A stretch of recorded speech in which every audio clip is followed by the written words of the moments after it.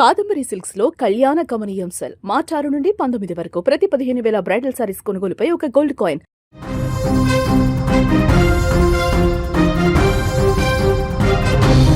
నిన్నటి వరకు ఇరాన్పై విరుచుకుపడతామని హెచ్చరించిన ట్రంప్ కొద్ది నిమిషాల ముందు వెనక్కి తగ్గాడు. యుద్ధానికి 5 రోజుల పాటు బ్రేక్ ఇస్తున్నట్టు ప్రకటించి అందరినీ ఆశ్చర్యపరిచాడు. అయితే ఈ నిర్ణయాన్ని ఇరాన్ ఏమాత్రం గౌరవించకపోగా మరింత హేళన చేస్తూ వ్యాఖ్యలు చేసింది. ఇరాన్ నేతలు ట్రంప్ను ఒక జోకర్గా అభివర్ణిస్తున్నారు. అమెరికా వైఖరిలో స్పష్టత లేదని, కేవలం తమ దేశం నుంచి ఎదురు కాబోయే భారీ ప్రతిదాడులకు భయపడి మాత్రమే ట్రంప్ ఈ నిర్ణయం తీసుకున్నాడని ఇరాన్ వాదిస్తోంది. నువ్వు ఆపమంటే మేము ఆపాలా అంటూ ఇరాన్ చేసిన వ్యాఖ్యలు ఇప్పుడు అగ్రరాజ్యం ప్రతిష్టను సవాల్ చేస్తున్నాయి. దీని గురించి మరింత సమాచారం అందించేందుకు మా బ్యూరో చీఫ్ విజయ్ అందుబాటులో ఉన్నారు. వారితో మాట్లాడదాం. విజయ్, వార్ బ్రేక్ కు ఇరాన్ ఇచ్చిన కౌంటర్ కు ట్రంప్ ఎలా స్పందించే అవకాశం ఉంది? అందరూ ఊహించినట్లే మళ్ళీ మరొకసారి ట్రంప్ జోకర్గా మారాడు. సో ఇరాన్ ఇచ్చినటువంటి కౌంటర్కి ఇప్పుడు ట్రంప్కి ఏం చేయాలో అర్థం కానటువంటి సిచ్యువేషన్ ఉందనే చెప్పాలి. ఎందుకంటే కొద్ది నిమిషాల కిందటే అమెరికా అధ్యక్షుడు డొనాల్డ్ ట్రంప్ ఒక ప్రకటన చేశారు. ఏమని చేశారంటే, సో ఇరాన్తో చర్చలు జరుపుతున్నాము, గడిచినటువంటి కొన్ని రోజుల నుంచి కూడా ఈ చర్చలన్నీ కూడా సానుకూలంగా జరుగుతున్నాయి. అందులో భాగంగానే ఇరాన్కి సంబంధించినటువంటి మౌలిక సదుపాయాలు, ముఖ్యంగా పవర్ ప్లాంట్స్ మీద కూడా దాడుల్ని ప్రస్తుతానికి నిలిపివేస్తున్నాం. 5 రోజుల పాటు యుద్ధానికి ఒక తాత్కాలికమైనటువంటి బ్రేక్ని ఇస్తున్నాము. చర్చలు కూడా మరింత సఫలవంతంగా ముందుకు జరిగేటువంటి అవకాశం కూడా ఉంది అంటూ కూడా అమెరికాకు సంబంధించినటువంటి సేనలకు ఒక పిలుపునిస్తూ తన సోషల్ మీడియా వేదిక అయినటువంటి ట్రూత్ ద్వారా ఆయన ఒక పోస్ట్ని అయితే చేయడం జరిగింది.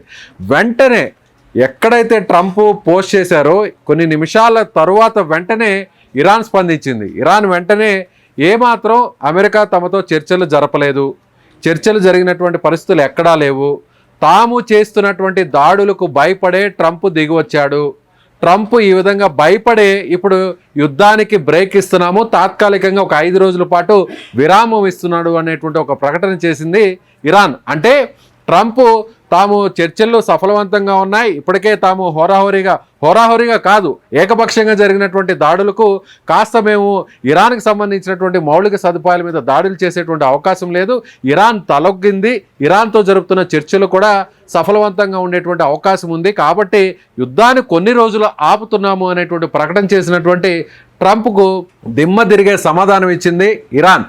మొదటి నుంచి కూడా ట్రంప్ చేస్తున్నటువంటి ప్రకటనలు మనం మొదటి నుంచి చూడొచ్చు.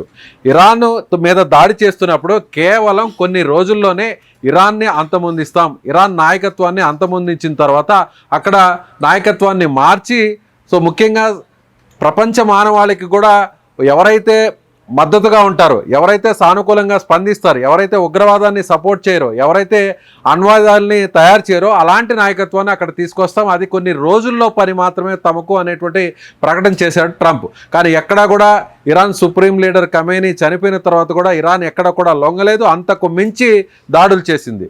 దాంతో ఇప్పుడు అమెరికాకు ఒక పెద్ద తలనొప్పి వచ్చిందనే పడాలి. ఎందుకంటే అమెరికాకు సంబంధించి కూడా ఎక్కడైతే గల్ఫ్ కంట్రీస్ ఉన్నాయో అక్కడ ఉన్నటువంటి ఎయిర్ బేసెస్లన్నింటినీ కూడా ఇరాన్ పూర్తి స్థాయిలో ఒక రకంగా చెప్పాలంటే మేజర్ అటాక్స్తో చాలా వరకు నష్టపరిచింది.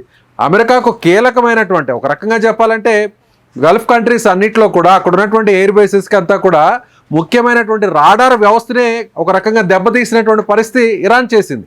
అదేవిధంగా అమెరికాకు సంబంధించినటువంటి అబ్రహం లింకన్ అనేటువంటి ఒక ఫ్లైట్ క్యారియర్, ఇది వరల్డ్లోనే బిగ్గెస్ట్ ఫ్లైట్ క్యారియర్, ఇది ఫైటర్ జెట్స్ని క్యారీ చేస్తుంది. అక్కడి నుంచి ఏ భూభాగం మీదకైనా కూడా ఫైటర్ జెట్స్ ద్వారా ఆకాశ మార్గం నుంచి అటాక్ చేసేటువంటి ఒక భారీ యుద్ధ నౌక ఈ అబ్రహం లింకన్ మీద కూడా తాము దాడి చేశామనేటువంటి ప్రకటన కూడా ఇరాన్ చేసింది. అదేవిధంగా అమెరికాకు మిత్ర దేశాలుగా ఉన్నటువంటి గల్ఫ్ కంట్రీస్ అన్నింటినీ కూడా Saudi Arabia, Kuwait, Qatar, Yemen, ఇలా అన్ని దేశాల మీద కూడా, తుర్కీ, ఇలా అన్ని దేశాల మీద కూడా దాడులు చేసింది ఇరాన్. కాబట్టి ఇప్పుడు ఎక్కడా కూడా ఇరాన్ ఏమాత్రం అమెరికాకు భయపడటం లేదు. అమెరికా ఎన్ని రకాల దాడులు చేస్తున్నా కూడా, అమెరికా B-2 బాంబర్ ద్వారా అటాక్ చేసింది, ఫైటర్ జెట్స్ ద్వారా అటాక్ చేసింది, సముద్ర మార్గం గుండా అటాక్స్ చేసింది, అదేవిధంగా సముద్ర జలాల్లో ఉన్నటువంటి మన ఇండియన్ విశాఖపట్నం నుంచి ఒక ఫ్లీట్లో పాల్గొని తిరిగి వెళ్తున్నటువంటి INS డేనా మీద కూడా జలాంతర్గామి నుంచి కూడా నేరుగా టోర్పిడోతో అటాక్ చేసింది.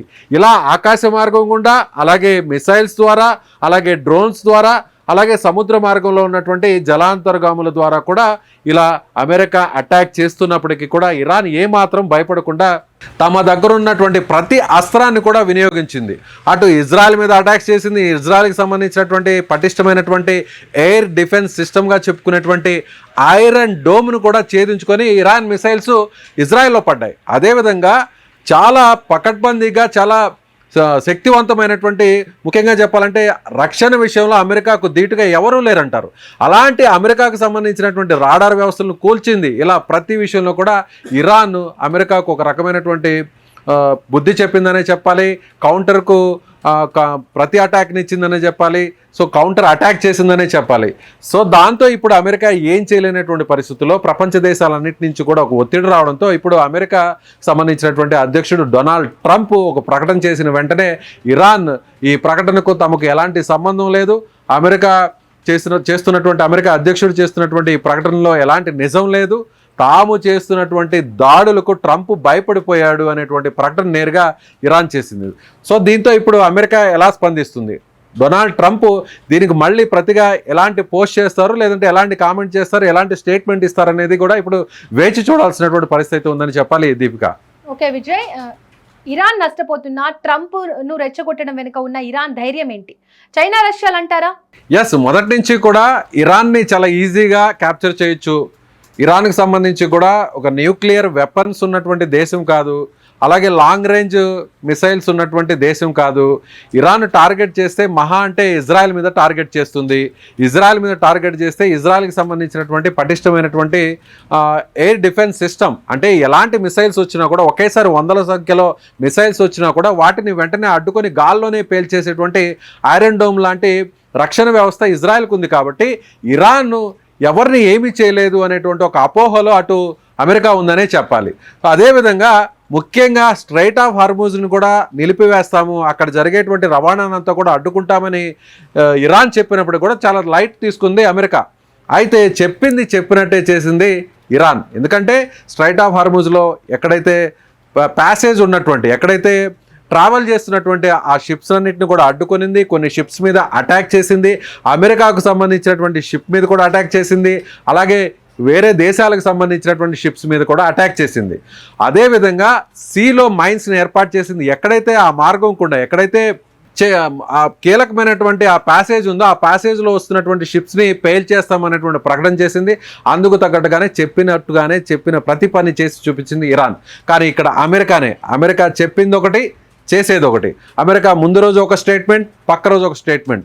డొనాల్డ్ ఒకటి చెప్తే మరుసటి రోజు ఇంకోటి చెప్తున్నాడు. ఇలా ఎక్కడ కూడా పొంతన లేనటువంటి స్టేట్మెంట్స్ ఇస్తున్నారు డొనాల్డ్ ట్రంప్. అందుకు తగ్గట్టుగానే ఇవాళ ఇచ్చినటువంటి స్టేట్మెంట్ కూడా అలాంటి కోవకే చెందుతుంది. కాబట్టి ఎక్కడ కూడా మాతో అసలు సంప్రదింపులు జరపలేదు, చర్చలు జరగలేదు, మేము ఎక్కడ కూడా చర్చలకు ఒప్పుకోలేదు.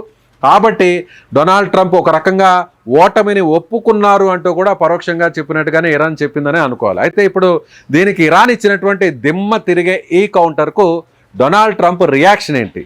అమెరికా పరువు పోగొడుతున్నటువంటి డొనాల్డ్ ట్రంప్ ఇప్పుడు నెక్స్ట్ ఏ విధంగా స్పందిస్తాడో చూడాల్సినటువంటి అవసరం ఉంది దీపిక. విజయ్, ఇరాన్ మేము ఆపమన్న స్పష్టమైన సందేశం వెనుక ఇది యుద్ధాన్ని మరింత పెంచే సంకేతాలు ఉండనున్నాయా? ఎస్, మీరు అన్నట్టుగా ఇప్పుడు ఇరాన్ ఎక్కడ కూడా భయపడట్లేదు. చాలా వరకు కూడా ప్రాణ నష్టం జరిగింది, ఆస్తి నష్టం జరిగింది. తమ సుప్రీం లీడర్ ఖమేనీ చనిపోవడం జరిగింది. వారి కుటుంబంలో చాలామంది కుటుంబ సభ్యులు చనిపోవడం జరిగింది. అలాగే ఆ తర్వాత స్థానంలో వచ్చినటువంటి ముస్తాబా ఖమేనీ కూడా గాయపడ్డారు. అలాగే చాలామంది కీలకమైనటువంటి నేతలందరూ కూడా చనిపోవడం జరిగింది. కీలకమైనటువంటి కమాండర్స్ అందరూ కూడా చనిపోవడం జరిగింది. ఇంత జరుగుతున్నా కూడా ఇరాన్ ఏమాత్రం భయపడట్లేదు. ఇరాన్ ఏమాత్రం కూడా అమెరికాను చూసి ఏమాత్రం కూడా చెలించట్లేదు అనేది మనకి చాలా స్పష్టంగా అర్థమవుతుంది. ఎందుకంటే 24 రోజుల నుంచి, ఫిబ్రవరి 28 నుంచి ప్రారంభమైనటువంటి యుద్ధం సరిగ్గా ఈ రోజుకు చూస్తే 24 రోజుల పాటు యుద్ధం జరిగితే 24 రోజుల పాటు ఎత్తుకు పై ఎత్తు ఇరాన్ వేస్తూనే ఉంది. కాకపోతే ఇజ్రాయెల్తో పోలిస్తే ఒక రకంగా నష్టం ఎక్కువ భాగం ఇరాన్కి జరిగి ఉండొచ్చు. కానీ ఏమాత్రం కూడా వెనకడుగు వేయకుండా, ఏమాత్రం అమెరికాకు భయపడకుండా ధీటుగా సమాధానం ఇస్తుంది ఇరాన్.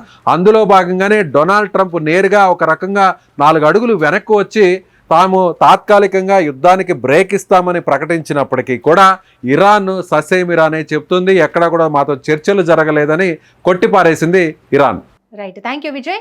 డొనాల్డ్ ట్రంప్ ప్రకటించిన యుద్ధ విరామం ఆశలు రేపుతుండగానే ఇరాన్ నుంచి వచ్చిన ఘాటైన వ్యాఖ్యలు పరిస్థితిని మళ్లీ ఉద్రిక్తంగా మార్చాయి. ఇది కేవలం మాటల యుద్ధమా లేక నిజమైన సైనిక ఉద్రిక్తతలకు దారితీసే సంకేతమా అన్నది ఇప్పుడే చెప్పడం కష్టం. అయితే రెండు దేశాల మధ్య పెరుగుతున్న ఈ వాగ్వాదం మిడిల్ ఈస్ట్ లో స్థిరత్వంపై ప్రశ్నలు లేవనెత్తుతోంది. ప్రస్తుతం ప్రపంచ దృష్టి మొత్తం ఈ పరిణామాలపైనే ఉంది. శాంతి దిశగా అడుగులు పడతాయా లేక ఉద్రిక్తతలు మరింత పెరుగుతాయా అన్నది రాబోయే రోజుల్లో తేలనుంది.